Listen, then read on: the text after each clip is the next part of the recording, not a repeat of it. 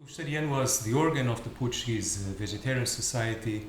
published between November 1909 and December 1935. While the editorial line and content of Vegetariano evolved over its 26 years of publication, even to the point of adopting a manifestly nationalistic orientation, it nevertheless stood fast to its core values, as clearly indicated in its formal program, and remained committed to the philosophical and operational imperatives of the international naturalist movement, especially on issues related to food and health. In this regard, the journal faithfully pursued its mission of disseminating to the Portuguese public the theories and practices of overseas doctors and therapists from a wide variety of cultures and knowledge systems, even if their ideas and practices at times seemed mutually contradictory. In March 1911, while the journal, now in its second series, now under the direction of the naturalist physician Amilcar de Souza, the editorial orientation of Vegetariano began to demonstrate a clear commitment to becoming a member of the international vegetarian naturalist movement. It sought to do this by a variety of means, by setting up regular written correspondence with officials of similar organizations, by translating articles, both of theoretical, conceptual, medical nature, by distributing publications, and by promoting specialist congresses and advertising health resorts and institutes for training in natural therapeutics. In the vast array of items published by Amilcar de Souza in Vegetariano, four decisive themes can be distinguished: those of medical therapeutic nature, those relating to food and nutrition, and those touching on values, on morality,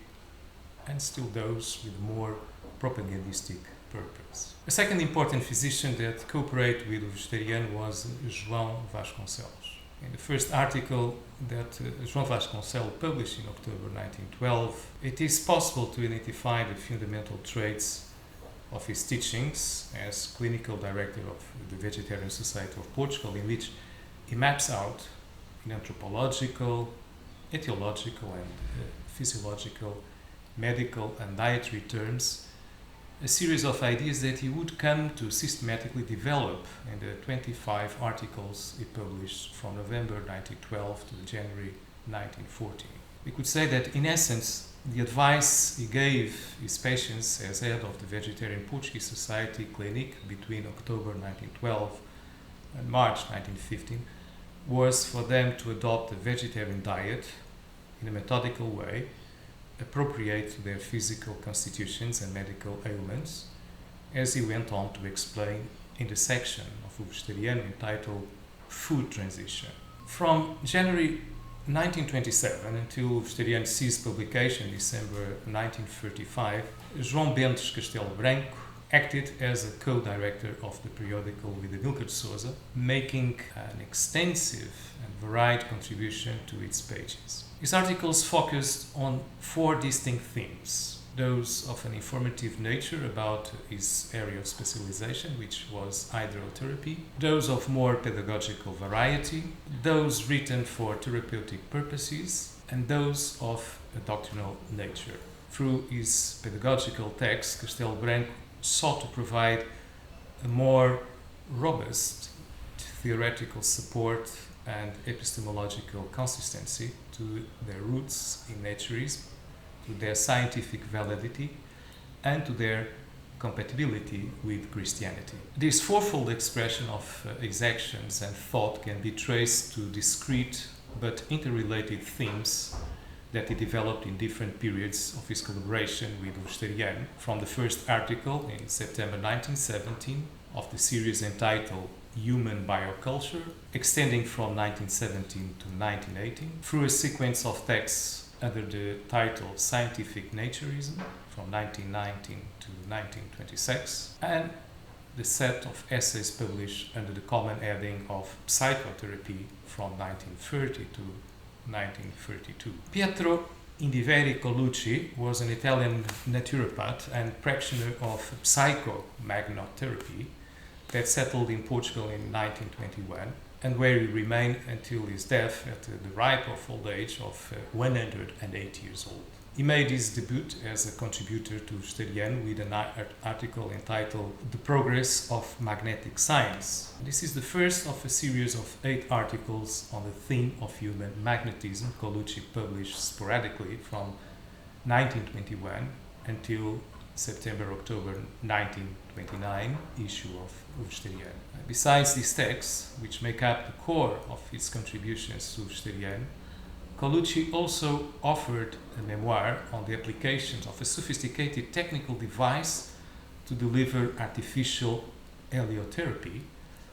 and of 4 texts on the disastrous effects of the orthodox medical treatment of syphilis. The very first reference in Vegetariano to the French naturalist Dr. Paul Carton is in its November 1912 edition. 3 pieces of information related to this activity as a lecturer, author and theoretician are mentioned. One relates to his professional status as a physician in the Brévannes Hospice, the French tuberculosis clinic, while 2 refer to the titles of 2 works that Vegetariano intended to wholly or partially translate and publish, namely The 3 Murderous Foods from 1912 and A Treatise Caused by Tuberculosis. Based on his own scientific conception of naturalism, Carton's personal mission to help guide mankind towards a new social, cultural, moral and spiritual order were to have implications on both the consciousness and the practice of its followers. And this can be attested by the article published in March-April 1931 issue of Vegetariano under the heading Naturist Memoranda, announcing the establishment of an undefined Mediterranean island of a new physiopolis. The installations would replicate the first physiopolis, what today might be called intentional community, set up on the outskirts of Paris, on the Isle of Platée, in the middle of the river Seine, where naturists of both sexes enjoy the delights and rigors of outdoor life, males clothed only in trunks and women in 2-piece costumes, bikinis, avant la lettre. Dr. Montius of Nice, as he was habitually identified by name, profession, nationality and place of work, had become a prominent point of reference in naturist therapeutics for having studied and prescribed, in particular, the beneficial effects of fresh air and sunshine, or aerotherapy and heliotherapy, as these treatments are known in nature therapy. The contributions of Dr. Montius in Vegetariano between the March-April number of 1929 and that of November-December 1935 consisted of a series of items devoted to the single theme he had developed in one of his books, hair bathing, light bathing and sun bathing. In the theoretical part of his monograph, he presents the various types of bathing therapies: hair bathing, light bathing, sun bathing with transpiration, each of which has its own attributes and effects. On the basis of this small sample of the physicians who contributed most prominently to Vegetariano, we can conclude that their praxis, the theoretical and conceptual substructure and the specific therapy derived therefrom, display not only concrete lines of difference, but also, despite the specificities of the therapeutic practices that sprang most probably from their personal idiosyncrasies and life paths, certain commonalities between them, as expressed in a sincere desire to care for, treat, and cure. It may seem to some that the eccentricities, distortions, exaggerations, or errors that sometimes obtrudes in the texts written by these physicians, who most consistently or assiduously contributed to Vegetariano, might preclude them from serious examination. That is not the case. What these articles invite us to do is not an indulgent approach, but an appropriately contextualized and critical eye. Above all, however, They have to be read in terms of their motivational origins as a discourse that is clear, symptomatic of a much broader utopian impulse that, in many of its variants and idealizations, managed to succeed in sketching out and disseminating new ontological potentialities and social cultural therapies.